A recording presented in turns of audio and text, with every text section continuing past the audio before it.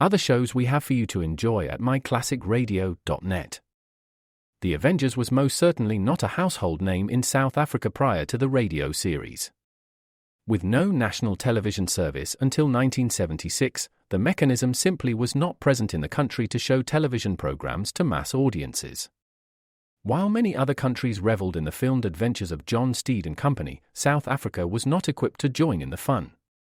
The series took Britain by storm and made a major impression in the American markets, being that greatest of rarities, a British series given a network transmission slot. However, as a filmed series, rather than a videotaped one, The Avengers was able to gain a modicum of exposure in South Africa through film rentals. Come and listen at myclassicradio.net.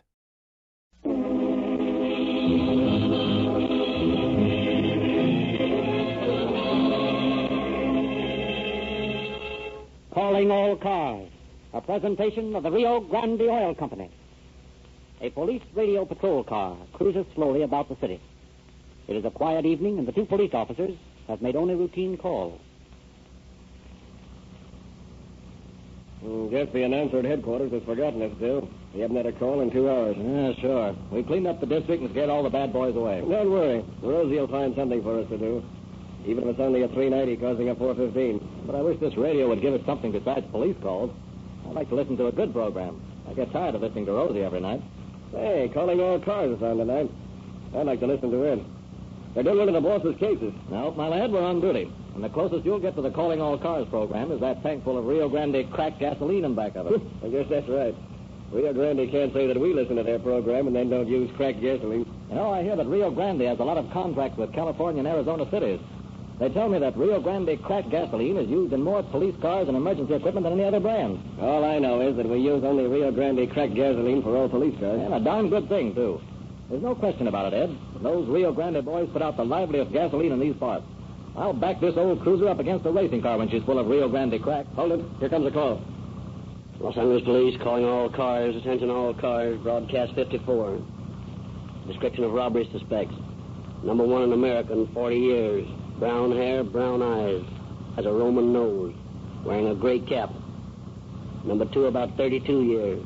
Fair complexion, blue eyes. These men blew the safe in a laundry in Venice last night. Watch for them, boys. That's all. Rosenquist.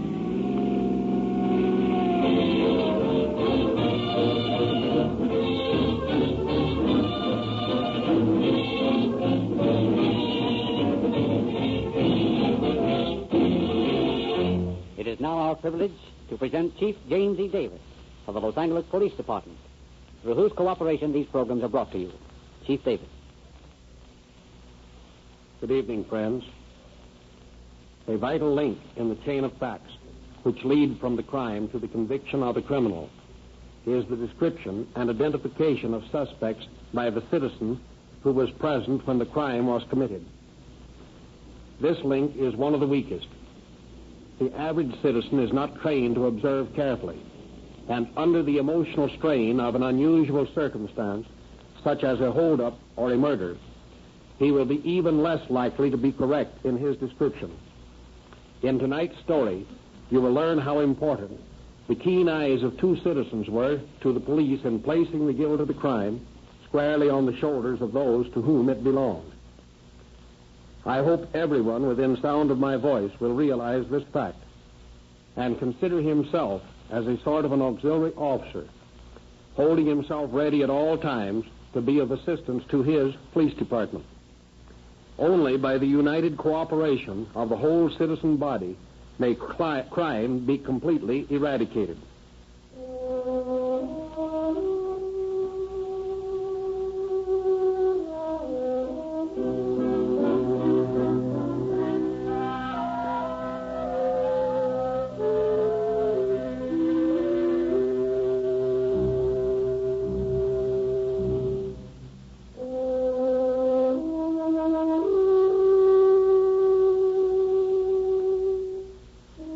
Morning hours of April 13th, 1929, the night watchman of a large laundry in Venice is bent over a machine, making a minor repair when he hears a sound. Stop. Who's there? Pick him up, old man. What? Frisk him, bud. No gas. What do you want? We didn't come here for our laundry. Where's the safe? In there, in the office. Is there anyone else in the building besides you? Yes, there's Lowry. Who's he? He's the handyman around the place. Well, where is he now? He's asleep in the room next to the office. All right, take us to him. All right. This way. He's in there. Hey, you. Wake up. Wake up. Huh? What's all the fuss? Is that you, Ferguson? Yes, I'm here, but I got someone with me. They're robbers. Robbers? Well, what do you want? I want you to get up and get some clothes on. All right. Keep your breeches on till I find mine. That flashlight don't do so good. Don't you turn on the light. Okay, where is it? Right here. That's better. Now, you can't expect a man to go playing around in front of a gun without his pants on. There. What do you want with me? I want you to stay right here. We can watch you. What are you going to do? They're going to blow your safe. Well, give me a chance, though, man. Ferguson, I don't want to get bloated. You'll have the same chance we have. Yeah, we don't even share in the hole. All right, cut the comedy. Keep your eye on him, Bud, while I get at this safe. Okay, I won't let him get away.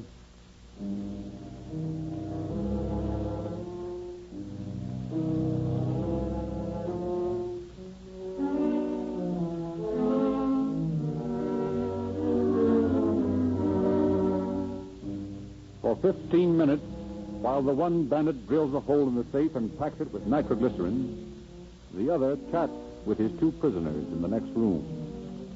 Finally... Okay, here she goes. Hang on to your seats, boys. Let her ride. You bust open? That's it. Is that all the noise it makes? I thought it nearly blew up the building. No, safes don't need much soup when you know how to handle them. Well, here's the stuff.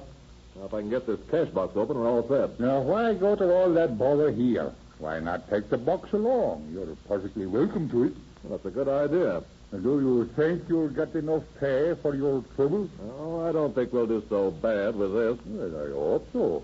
It'd be a shame to have gone to all that bother for just a few bucks. Say, what are you doing, trying to kid me? No, of course not. Well, I don't like your attitude. Now, get this. If you guys know what's good for you, you'll stay right here for 15 minutes. By that time, we'll be in Santa Monica. You sure you don't mean Culver City? No, I don't mean Culver City. Come on, Bud, let's get out of here. And remember, you two, stay where you are for 15 minutes. So long. We ought to call the police. Not me. I've lived a pretty long life by staying out of trouble. And I've been looking at the business end of that revolver long enough for one night. I'm going to do just as they say. I'm sitting tight for 15 minutes.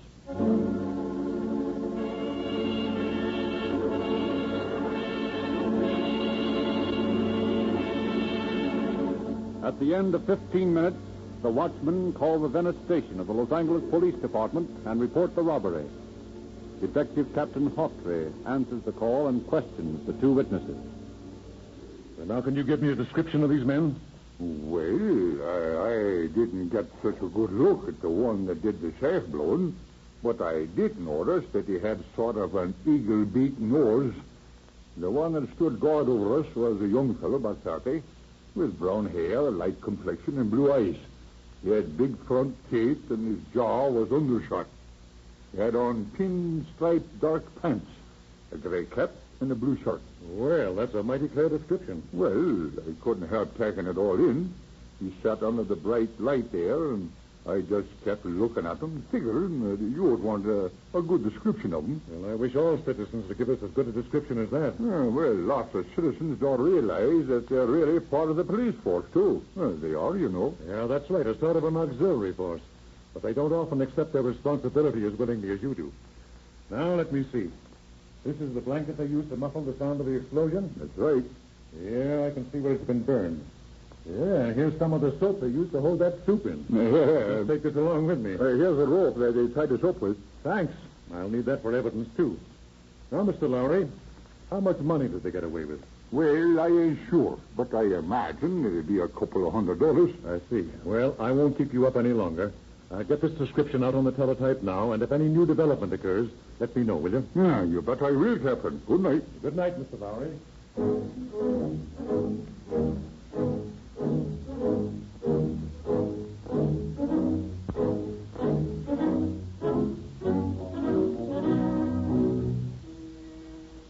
Having broadcast the description of the bandits, Captain Hawtrey gets a few hours' sleep. But early the next morning, he is summoned to the laundry by Mr. Lowry, who promises him some very important information. The two men meet on Washington Boulevard, just outside the laundry. Good morning, Mr. Lowry. What's on your mind? Well, in the first place, this Japanese fella lives on North Sussex Avenue behind the laundry. Came over to this morning when he heard about the robbery and told me that last night when he was coming home, he saw a Ford parked near the house with two men in it. And when his headlights picked them up, they ducked and drove off. I see. Well, what else? Come along with me down the street to this lunch counter. Well, who's there? Well, I was in there for breakfast this morning, and I told Mrs. Baker, the proprietress, about the robbery. And she told me about something suspicious that occurred there last night. Yeah? Well, what was it? We'll let her tell you. Here you are. Come on. Well, here I am back again, Mrs. Baker. I brought Captain Hawtrey with me. He's the detective on our case. Oh, well, pleased to meet you, Captain. It ain't very often we get prominent people like you in this little place. Mr. Lowry tells me that you saw something suspicious last night. Well, yes, I did, Captain. I was in here last night making myself some sandwiches before I went to bed. You know, I like a little snack before I turn in. Makes me sleep better. Oh, yes, well, you see, I'd closed up, so I didn't turn on the lights. I could see what I was doing from the street light shining in. And, well, while I'm spreading away, a sort of delivery truck pulls up in front of the place. And I think to myself, now that's funny that a delivery truck would stop in front of a closed place of business at this time of night. And while I was thinking that, a Ford touring car drove up behind the truck and stopped. Now, the man in the delivery truck took a package out from under the seat cushion and carried it over and put it in the Ford. Then he came back and took out 2 or 3 smaller packages and stuffed them in his pocket, and then both men got into the Ford and drove away, leaving the delivery wagon out front. Did you get the license number of either car? Well, no, but there was a sign on the side of the truck. What did it say? It said, Straight Run Delivery Service. Wait a minute till I get that down. Straight Run Delivery Service. Of course, I don't suppose all this has anything to do with that robbery up the laundry. It's silly of me to mention it, I guess. No, I don't think so, Mrs. Baker. I think you've done us a great favor, and I want to thank you for your help. Oh, well, thank you, Mr. Chief. And if you boys are around this way, don't you forget that I make awful good apple pie.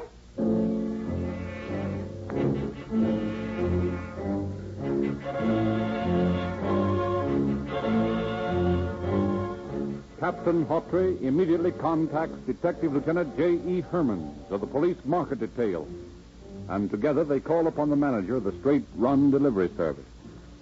I'm sorry, but Mr. Watson isn't in right now. Would you care to wait? Yes, we'll wait. Hey, let's take a look out there on the runway, just for fun. All right. We'll be outside, Miss Grant. Yes, sir.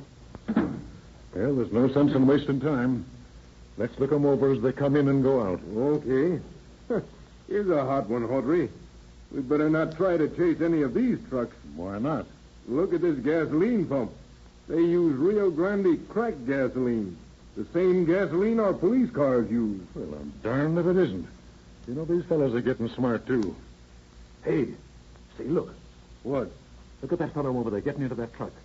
Say, he's a dead ringer for Lowry's description. Oh, I know him. He's an ex-con. I had him in about 18 months ago. Name's Cecil Adams. And he's driving truck number 26, license number AP373. He's done plenty of time. We put him away in 1921 for robbery.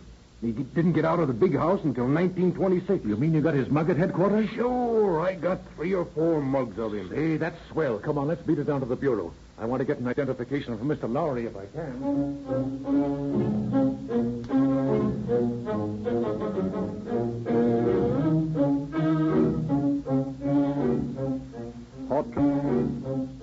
Hawtrey obtains 3 pictures of Adams and shuffles them with several pictures of various other criminals. Then he calls on Mr. Lowry at the laundry. Well, Mr. Lowry, we'd like to have some more help. Well, anything I can do, sir, I'd be glad to do. Yes, I know you will. Now, Mr. Lowry, I have here several mugs of criminals. Will you look through them and see if you can recognize the man who held you prisoner last night? Sure, be glad to. This looks a little like him. No, let's see. Let's see. No. No, none of these is him. Hey, wait a minute. Here's another picture of him. Hey, you got 3 pictures of the same guy here, Captain. And that's the guy is the man you're looking for. Thanks, Mr. Lowry. That's what I figured. But I wanted an identification from you.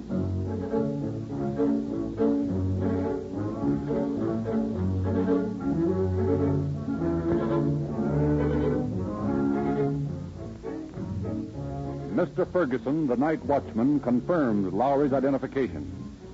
Assured that he's on the right trail, Hawtrey returns to Los Angeles, joins Herman's, and together they return to the Straight Run Delivery Service office. Truck 26 is parked by the curb. So, to prevent any suspicion, the police officers park some distance away. When they see Adams get in truck number 26, they tail him, and several blocks further down Los Angeles Street, they force him into the curb. Hey, what is this, a stick-up? They're police officers. Well, what do you want? You're under arrest. Get down off that truck. Hey, wait a minute. What's it all about? I think you've got a pretty good idea. Keep your eye on him, Jack. I want to take a look under this seat. Uh-huh. Just as I expected. 2 guns wrapped in a newspaper dated the 13th. That's the date of the robbery, isn't it? That's right. Hey, and here are 2 packages containing bullets. Where did you get these guns, Adam? I never saw them before. This is the truck you usually drive, isn't it? Sure, I own it. I drive it for the delivery service on a percentage basis. Are you the only man who drives this truck? Well, I'm supposed to be. Where do you live? Room with a fellow named Harrison on the Vos Street. Harrison's the guy I arrested with Adams 18 months ago. He works for the delivery service, too. Okay. Let's go over and have a talk with him.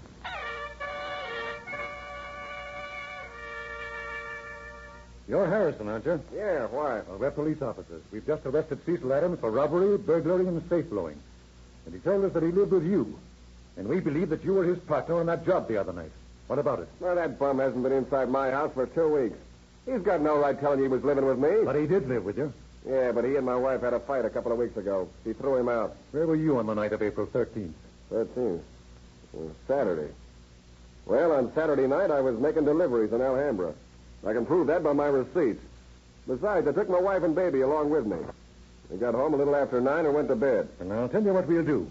We'll all ride out to your house and check that story with your wife.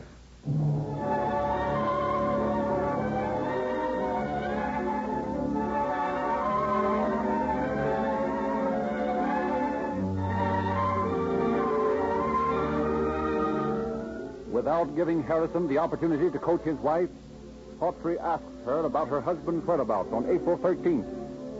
Her story is in complete agreement with that of her husband, and Harrison is eliminated as a possible suspect. He expresses himself willing to aid police in discovering Adams' present residence and leads them to the house of Adams' brother on West 52nd Street. As the police car pulls up, a man enters a house across the street. I believe that's one of the Adams brothers going in that house now. And that looks like their Ford parked across the street. Well, I'm going to see what they've got to say. Jack, you better get around to the back so no one runs out. Okay, Captain.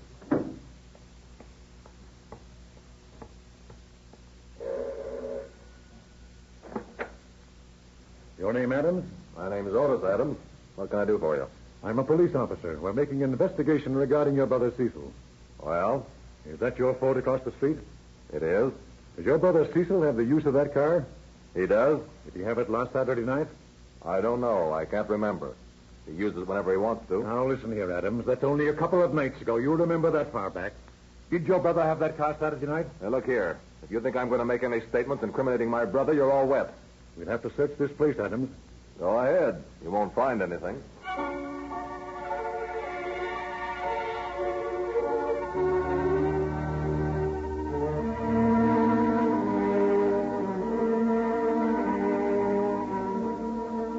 But Hawtrey and his partner do find something. In the garage, keys to which have been obtained from Otis Adams, they discover an electric drill wrapped in part of a newspaper dated April 13th and a coil of rope similar to that discovered at the laundry. They face Adams with their find. Where did you get this drill, Adams? I never saw it before in my life. Yeah, and how about this rope? I never saw it either. Huh? Where does your brother Cecil live? Somewhere out near Huntington Drive. I don't remember the address. That's a lie, and you know it. He hasn't lived there for 2 weeks. Well, if he doesn't live there, I don't know where he lives. Isn't it a fact that he lives across the street at 1019? If it is, I don't know it. And isn't it a fact that you live there, too, and only take your meals here with your other brother and his wife? All right. You don't need to answer that. Your brother Charles just told me so out in the kitchen. Come on.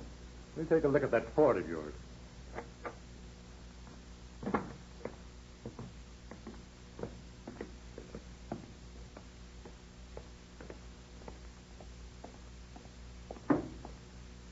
Well, this is interesting.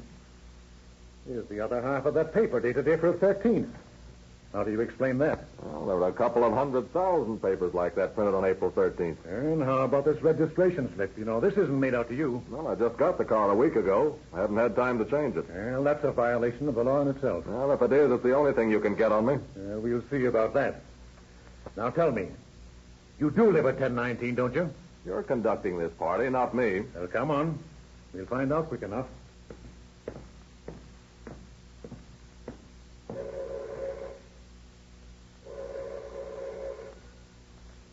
Well, I guess we'd better try some of these keys from your keyring. Hey, this one looks as if it might work. Yeah, good guess. Yes, Senor Adams, pardon me. I was just coming to the door. That's all right, ma'am. Does this man live here? Si, Senor. The two brothers, they room here with me. Good. Which is his room? A little way down the hall here. Come along, Adams. In here, Senor. Thank you. Well, now I'll just take a look through these drawers over here. Well, you don't take much precaution in hiding this stuff, Adams. Nickels, and dimes, and quarters.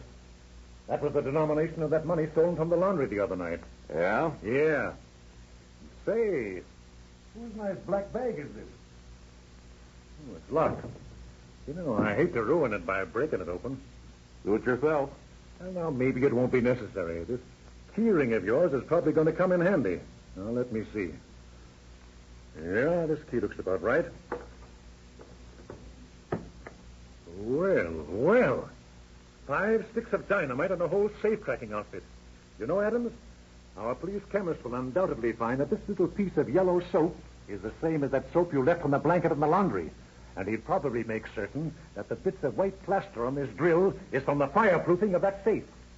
You know, physical evidence is such an exact science these days. I don't know what you're talking about. Where did you get all this stuff, Adams? I never saw it before in my life. No, Adams, don't you think that's a little bit thick? I find this bag in your room, and I open it with a key from your keyring. Say, you don't expect me to believe that you never saw this stuff before? I don't know anything about it. Well, you're sure going to learn something about it, because I'm placing you under arrest right now on suspicion of robbery.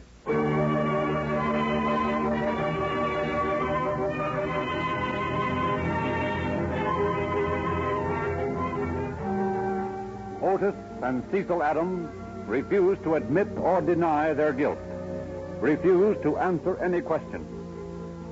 California law rules that refusal to deny guilt constitutes an admission thereof. Therefore, the two brothers are formally charged with robbery, burglary, grand theft, and burglary with explosives. The next day, Hawtrey interviews the two.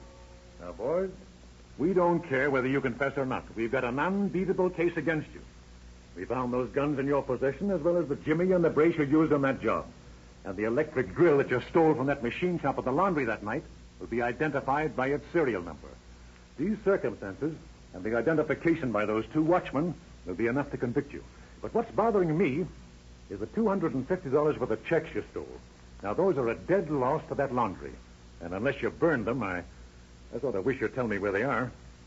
How about it, Cecil? Yeah, I'm very sorry I can't help you, Captain, but I can for the simple reason that I don't know what you're talking about. You know, there was also a woman's ring set with 5 pearls in that box you took.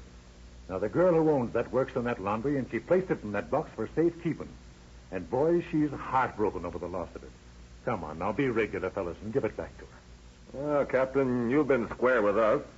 I'd certainly like to help you, but I don't know anything about a check or ring. This is all Greek to me. Yeah? Have you ever been arrested before, Otis? Never in my life. And you're lying, Otis, because I believe that you're an ex-convict. And I'm going to send your fingerprints to the Bureau of Identification at Washington and get your past record. Send them any place you like, but you'll never get anything on me.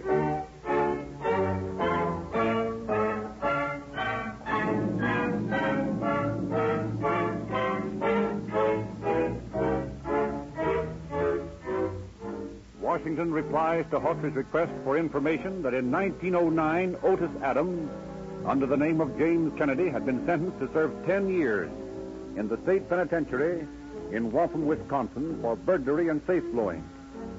In 1917, he went to Leavenworth for blowing a post office safe in Illinois. On the day of the preliminary trial, Hawtrey receives Adams, alias Kennedy's, Bertillon card and photograph.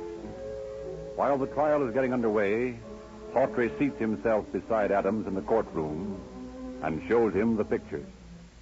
Hey, Otis, have you ever seen this bird before? Gee, looks like a Slovak, doesn't he? Are you a Slovak? No, of course not. Well, you see, this picture's a dead ringer for you. In fact, I'd say it was you. Well, lots of people in the world look alike. Yeah, but, isn't it rather a coincidence that you should have all the same scars and markings and tattoo marks as this man? Oh, I don't know. Those things will happen. Yeah. And wait and see what happens when the witness just taken the chair testifies. Solemnly swear to tell the truth, the whole truth, and nothing but the truth, so help you God. I do. What's your name? Hasty Lorry. And what is your occupation? I'm a handyman down at the Bay City's laundry. On the night of April 13th, did anything unusual occur at the laundry? Yes. There was a lot of dirty work down there. Order. Will you explain to the court, please, just what you mean by dirty work? It was robbed by two men. Did you see these men? I did. Are they present in this courtroom? Yes, sir. Please point them out to the court. I don't want to.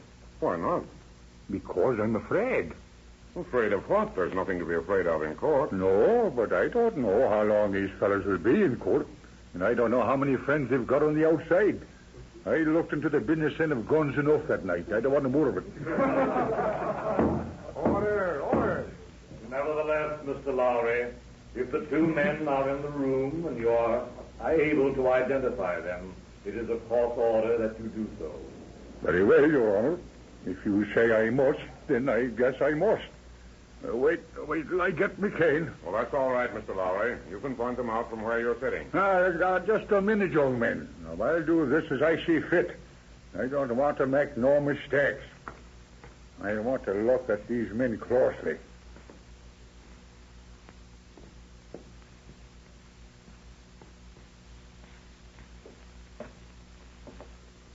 All right, young man. I'm ready now. Good. Now, will you point them out, please? Well, that man sitting next to Captain Hawtrey is the man who drilled the safe that night. And the man sitting at the end of the table is the one who sat guard over us. Thank you, Mr. Lowry. Your witness. Thank you. Now, Mr. Lowry, will you please describe the clothes worn by the two men on the night of the robbery? Well, I can't be sure of them. Only that they were of some dark material. Of some dark material, huh?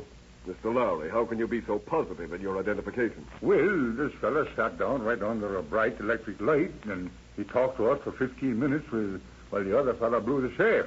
I had plenty of time to look at him. And if that's the case, can you describe the clothes he wore on the night of April 13th? No, only they were of some dark material. Is he wearing the same clothes now as he wore that night? I don't know if he's wearing the same clothes. But one thing I'm sure of. What's that? He's wearing the same face.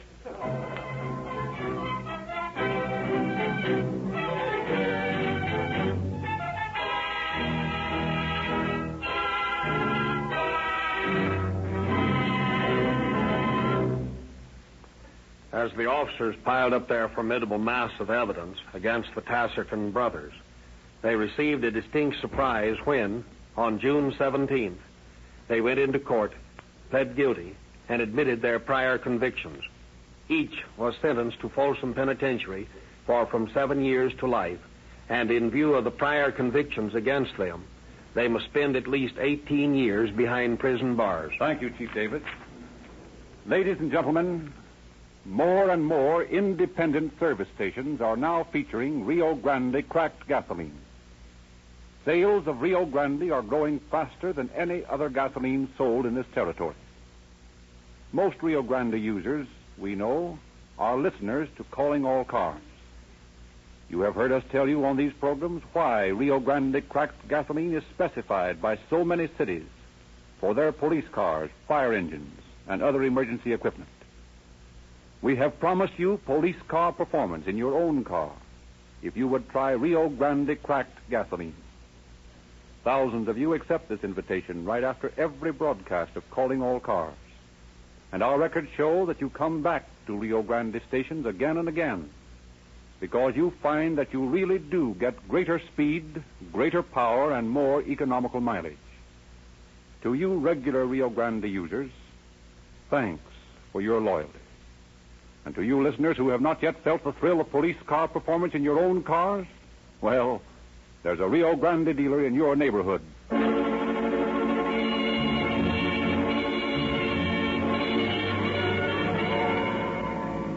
Los Angeles Police calling all cars. Attention all cars. Cancellation broadcast 54 regarding robbery suspects. These suspects are now in custody. That's all. Rosencliff. Calling All Cars, based on confidential police files, is written and produced by William N. Robeson. This is Frederick Lindsley bidding you good night for the Rio Grande Oil Company.